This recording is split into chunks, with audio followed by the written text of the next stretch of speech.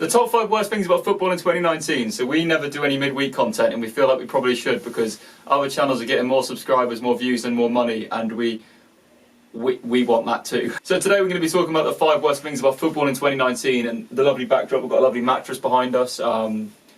Many people don't know that Ben actually runs a brothel during the week. Delete that.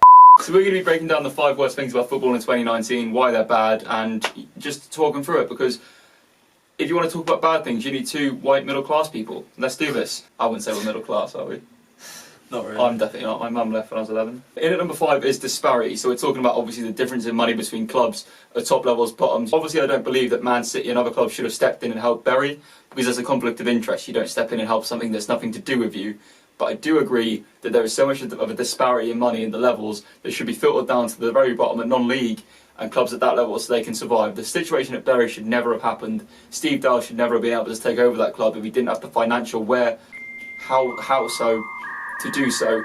The only trouble is, right, Bury didn't have the money. Man City are just fortunate enough to have the owner come in and have that money. You can't, like, it is unfortunate that Bury, Bolton nearly went under, but you can't, that's just the way it is. And you say about big prize money, well, I don't know where I'm going with that.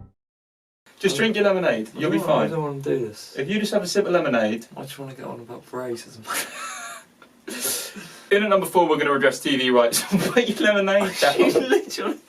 In at number 4 we're talking about TV rights. So if you are a fan that watches on your armchair at home, if you are a fan that can't get to your team's games, I mean, genuinely, I'm a Leeds fan and a Porto fan. I'm not going week in, week out. Yeah, the thing is about TV rights is that you're a Leeds fan, so it's alright for you. Me being a Liverpool fan, it's alright, is that we are always on telly. There is not a weekend that goes by where Leeds or Liverpool aren't on telly. It's very rare that, like, both of us aren't on. So I think there should be something done where everyone, they say they do it fairly, but you see Norwich on telly like once every now and then. But there should be a thing brought in where, like, every team has at least like 1 or 2 games on telly, because I know the big teams bring the money in and the packages and all that, but yeah, that TV rights, it needs to be shared out equally. Also the fact that the TV rights aren't owned by one person, so you have to have an account for BT Sports, Sky Sports, Amazon, probably 2 or 3 other accounts, Premier Sports, you need to pay for that. You need different accounts for different things to watch every game, which is just ridiculous. Like back in the day it used to be Sky Sports. What was the thing before? It used to be Satanta Sports, maybe they're the only 2 you'd have. But now you have to have like 5 or 6 different accounts, and I only see it getting worse. Probably Netflix will have some rights to some games eventually. YouTube Premium probably. So yeah, eventually fans just going to have to spend like upwards of a season ticket to watch their team play, which is stupid. On to number 3. So for number 3 we're talking about fan alienation. So obviously the ticket prices comes into it. Season ticket prices are extortionate, especially for fans in England, factoring in travel and stuff. People often moan at Man City fans for this, but kind of disagree with that, because there was one where they had to travel down for a semi-final at Wembley, and it would have costed the average fan around £350 to get back and watch that game, even though they knew their club was going to be at Wembley 4 times that season anyway, which is just ridiculous. You can't expect working class fans to be spending 300 quid or whatever to go and watch their team each week, and it doesn't make any sense. So alienation in terms of money, alienation once again in terms of TV rights, alienation in terms of where the game's going. A big example of fan alienation, in my opinion, is the fact that the Qatar 2022 World Cup is even happening. That's done nothing for football fans at all. It doesn't make any sense to me why these things happen, and it's always done with a business sense in mind, and it's never done with the fans who actually make the game in mind. See, that's why it's never going to change. Now the prices are getting where they are, they're never going to drop, because clubs are charging £40 per ticket. They know people will pay it, they know they'll sell out, so they'll never go, we can drop now to 15 quid a ticket. It's just going to keep growing and growing, and that is why it sort of links with the TV rights bit, that TV rights are now, like, we can't always go to the teams we like because of how expensive it is, so we watch it on TV, which means we often buy the packages to enable us to, so it is all a money grabbing scheme that isn't going to get any better anytime soon. USAGoals.net. Support your local.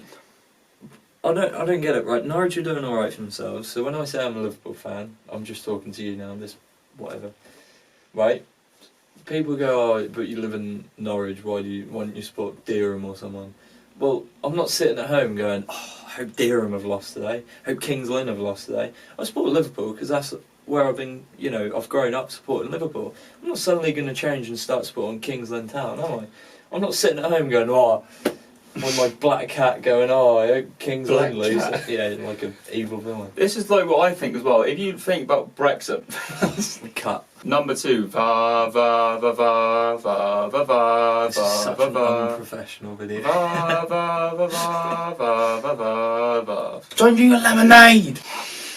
Don't sit there going, So we're talking about VAR. It's just a bit bad. It's a really good idea, I think, and I think eventually it will be good. But as this is being filmed about 2019, right now it doesn't work properly. I don't think there's plenty of decisions that are missed.